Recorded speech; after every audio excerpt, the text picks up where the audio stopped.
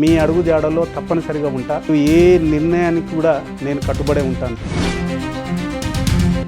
జూపల్లి గారికి ఎందుకు మీ మీద అంత నమ్మకం ఉండి మీకు జెడ్పీటీసీ టికెట్ ఇచ్చారు? 100% నేను తెలంగాణ ఉద్యమానికి, తెలంగాణ రావటానికి.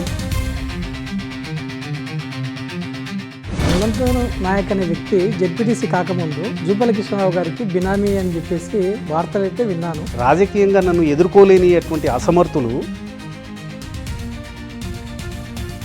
విద్యార్థులంతా కిరసనాయలు పోసుకొని చనిపోతూ ఉంటే ఎన్కౌంటర్ చేసేటువంటి పరిస్థితులు కూడా రావచ్చు అనేటువంటి సందర్భం. పాలమూరు రంగారెడ్డి ప్రాజెక్టులో ఒక పెద్ద స్కామ్ అయితే జరిగిందని చెప్పేసి అనుకుంటా ఉన్నారు. ఏ రోజు కూడా గంకలే. 4 రోజులు అక్కడే ఉన్న అడవిలోనే. పొగకుర్తి నార్లాపూర్ ప్రాజెక్టు అదే రిజర్వాయర్ది ఆ ఇష్యూ పైన కూడా కొన్ని అలిగేషన్స్ అయితే వచ్చాయి. నేను అక్కడ ధర్నా కూర్చున్నా కదా. రావాల్సిన పేమెంట్లలో కొంత పేమెంట్ నాకు ఇవ్వాలన్నట్టు. ఇప్పటికీ రావాల్సిన బకాయి ప్రభుత్వం నుంచి దాదాపుగా 50 కోట్లు ఉంది.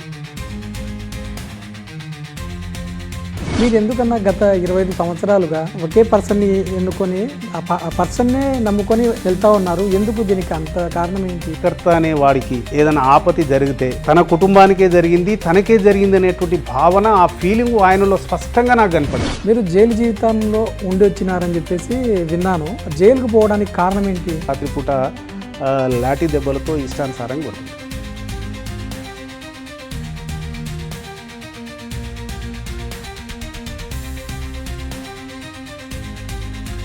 జూపల్లి గారు 2018 ఎన్నికల్లో ఓటమికి కారణము రాజకీయంగా నన్ను ఢీకొనలేక, రాజకీయంగా నన్ను నా ఎదుగుదలను ఓర్వలేక నన్ను ఏదో రకంగా డిఫెండ్ చేయాలనేటువంటి కాన్సెప్టే తప్ప మిగతాదైతే ఎక్కడ ఏం లేదు.